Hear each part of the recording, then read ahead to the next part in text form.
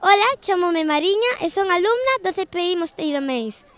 Por segundo ano consecutivo volvese a realizar o Solifesti, un festival benéfico para axudar o pobo sirio.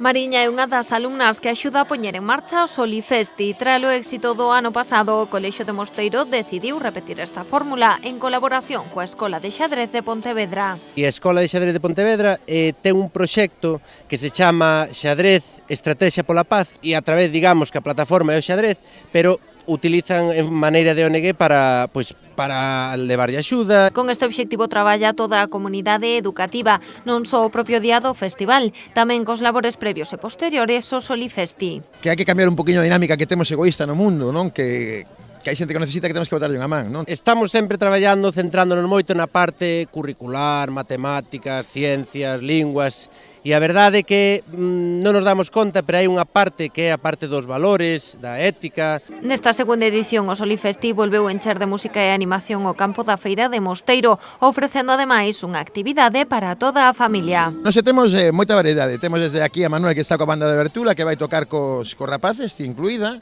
Temos a Los Potros, que son un grupo de etnia gitana, que son un grupazo, a verdade, que veñen a facernos algo de flamenco.